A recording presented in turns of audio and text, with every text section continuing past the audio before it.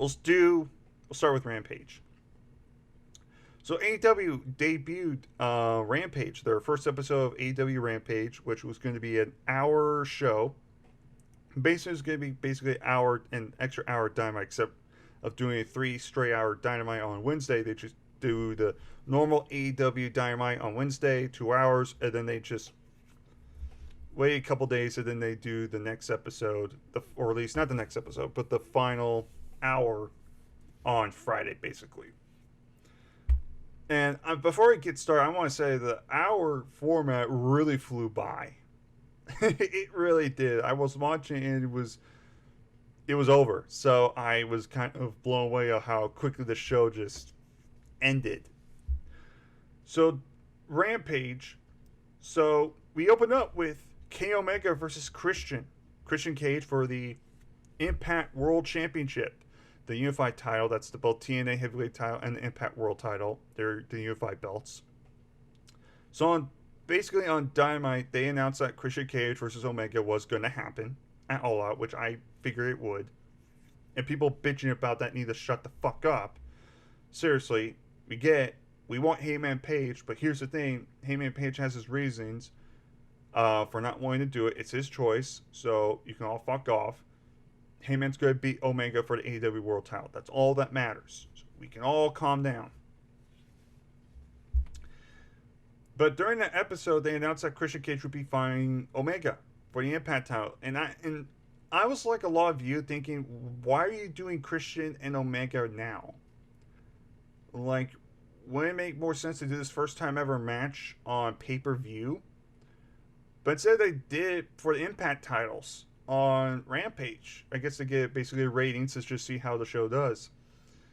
So now kind of seeing how everything planned out, I don't hate it, but I do prefer, I kind of wish Omega and Christian did happen the first time at All Out, but I'm willing to excuse it for a certain reason, which I'll get into in just a second. So we have Christian Cage and Omega. Basically to sum it up, I thought it was pretty damn good. It was a good match. It's kind of like expecting, Omega's great, and Christian is just one of the most underappreciated talents in the entire existence of pro wrestling. That guy always got better with age. He was part of Edge and Christian. I thought he and Edge were a great tag team. We became singles wrestlers with the long hair. He wasn't terrible. But then, in my opinion, once he got the short hair, that's when he really started to show off his talents. And then when he really went to TNA, that's when he really proved the world like how really great he was. And then, of course, he came back to WWE and the ECW brand and the rest of the year, and he was still great. Even though he was older, he was still going around there having great matches. In fact, he gave Ezekiel Jackson, or Big Rick, wherever you want to call him, the best match of his career. I believe that was Royal Rumble 2010, I believe, for the ECW title. I mean, that's how great Christian was. Like, he gave Ezekiel Jackson a great match. Not even Triple H could do that with Great Khali. But then again, when you're working with Great Khali, it's nearly impossible to have a good match with him. But that's a different story. But basically, Omega and Christian Cage had a really good match. Young Bucks tried to interfere in Don Callis, and Omega went to try to hit the one-wing angel on a steel chair, and Christian was able to counter it and hit the kill switch or unpredator onto the chair and pin Omega. He pinned Omega. So Christian Cage is the new Impact World Champion in 2021. Holy shit. When was the last time Christian held a world title in TNA? That's, probably 2005, 2006, I think it was? Damn. But not only that, he remains undefeated, and clearly the story was they wanted to start getting the belts off Omega. So they took the Impact titles off, so Christian now is the Impact champion.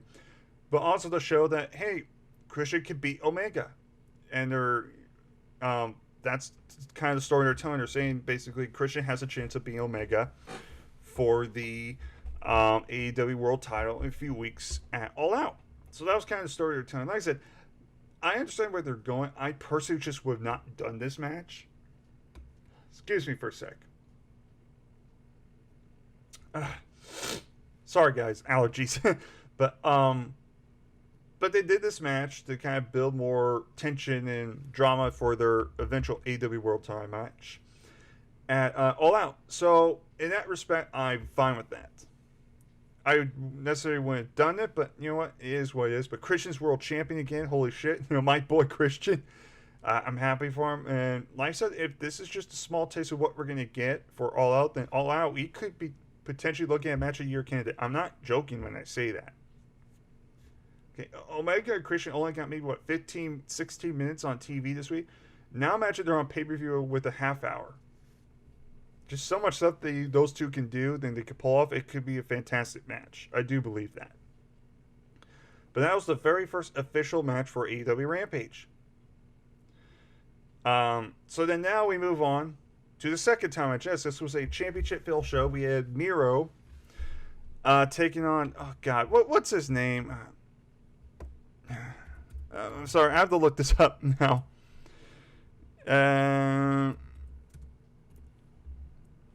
Fuego del Sol.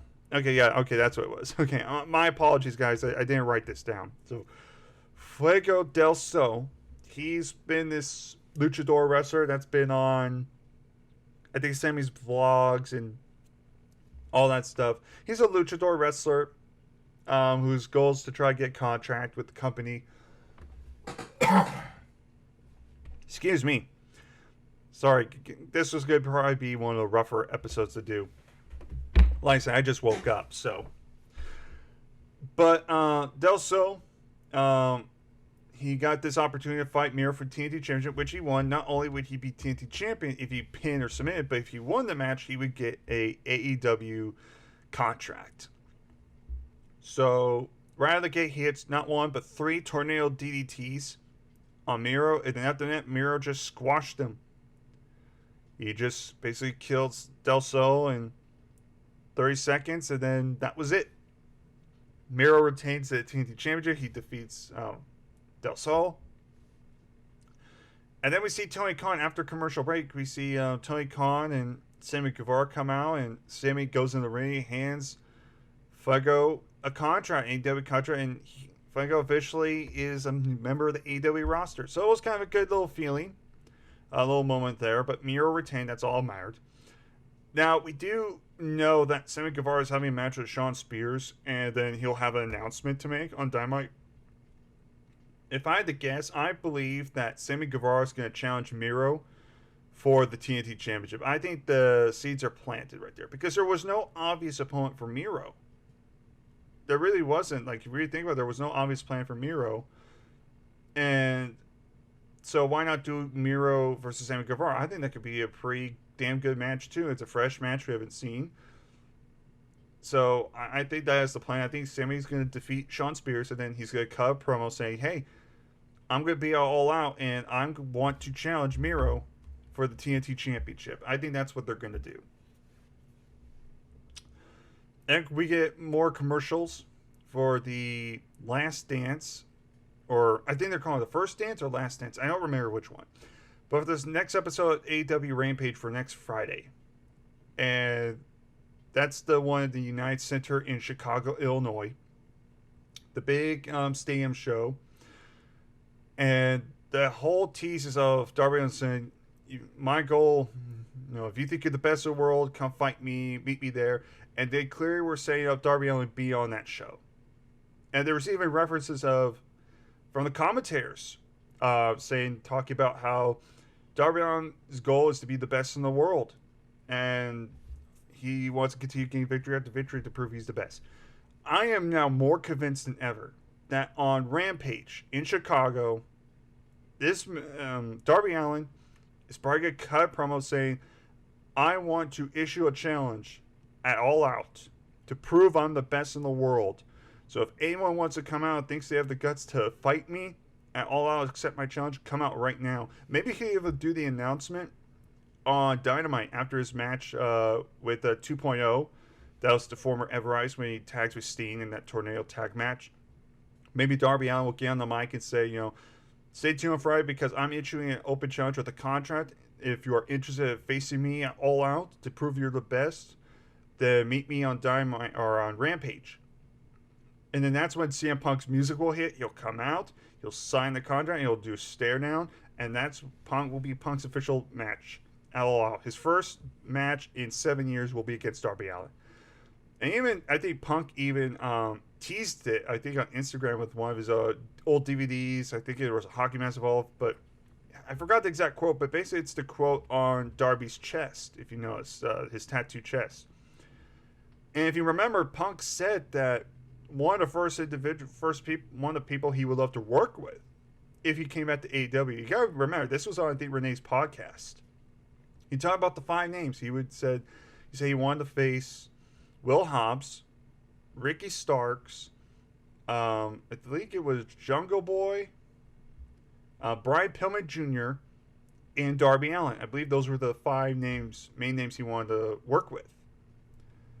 So I would not be surprised if in his contract he was allowed to work with one of those 5 names. And look, Punk and Ricky Starks is not really a big name match, but that doesn't mean it won't be good. You know, Jungle Boy Punk, I think, will be a hell of a match. But like I said, Jungle Boy and Jurassic Express are busy with the tag title, so I don't see that happening. You know, Hobbs and Punk is not really good work, but maybe that could be a great Rampage or Dynamite match for sure. And of course, Brian Pillman Jr. versus Punk will be a good little maybe reigns draw for Rampage or something. So the next obvious match out of those 5 days, the big match you can do is Darby Allin and Punk. And I think doing that match is a smart move to really see what Punk's capable of. And apparently rumors are going around that when Punk was training, an AEW trainee or official was there and talked about how, you know, even though he was gone for 7 years, you know, Punk looked great. He looked like he didn't miss a step. He was really working at ring ropes. He was really working those ropes. So I'm really curious to see how Punk's going to do. Because here's the thing. When Punk was still working WWE the later few years, he was working hurt.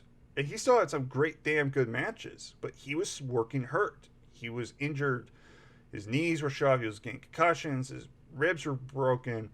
The guy was working hurt. And he still was putting on pretty damn good matches for the most part. Now imagine 7 years off to heal those concussions, so heals those injuries. I mean, 7 years, you're going to be 100%. And yes, I know he had those UFC fights, but you're not going to take nearly as much damage from UFC than you are going to be a wrestling ring. I think even Punk will admit that. So, but basically, after 7 years, he was able to relax. He was able to, you know, heal his body properly. You know, eat, get more rest. So I am definitely curious to see what Punk is going to bring to the table. And I am now 100% convinced that Punk is coming and he's going to show up on Friday. Whether that's in person, which more likely will be, or at least on the video screen. I guarantee you we're going to get something Punk related next Friday on Rampage. So really stay tuned for that. I think starting on Wednesday, we're going to get we've been getting these teases for a while, but Wednesday, Darby's going to set the mood. I think, like I said, Darby's going to issue an open challenge for anyone to come on Rampage, accept this challenge at All Out. He's going to have the contract, and it's going to build, and Punk's going to come out, probably a Cult of Personality. Punk's going to sign the contract. They're going to do a stare down, and we're going to get Punk's official match, first match back in 7 years against Darby Allin at All Out. That's what I think this is leading to, because clearly they're doing this. Because why would Darby Allin, even commentators, admit that Darby's goal is to be the best in the world? So next Rampage next Friday, or I should say even this Friday, is going to be one for the ages. If you thought this Rampage was really good, then next Friday, or this Friday for sure, it's going to be probably one of the biggest moments in AEW history. Probably going to be one of the biggest shows in AEW's career.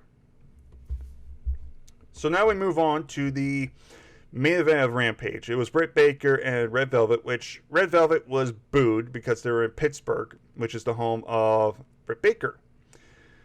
I'm just going to keep this short, sweet. This was not that great of a main event. And I've seen people overrate saying, oh my god, this match was great, like Just Alex. And look, here are the undisputed facts. No pun intended, what I'm about to say there. But here are the facts about Britt Baker. And people need to understand. Stop smoking the pot, because here's the thing. These are facts I'm about to say. This is not an opinion. This is facts. Britt Baker as a heel is great on the mic. She's charismatic. She's got tons of personality. She's clearly over with the crowd. I'm not going to take any away from that. All that's true. But she's still green as a wrestler. Seriously. The match she had with Thunder Rosa was the only fantastic match of her career. Every other match I've seen her in has either been decent at best or flat out garbage. Britt Baker, Red Velvet, I'm not going to lie, I was tuning out a lot of this match. It just... Red Velvet was doing her best, but it seemed like Britt Baker was really slowing everything down. It feels like Britt Baker is very similar to Eva Marie, but not nearly as bad. I want to point that out, not nearly as bad, but she has this weird thing where she's almost like walking or running in water. She slows herself down a lot. And look, maybe it's just her being a heel.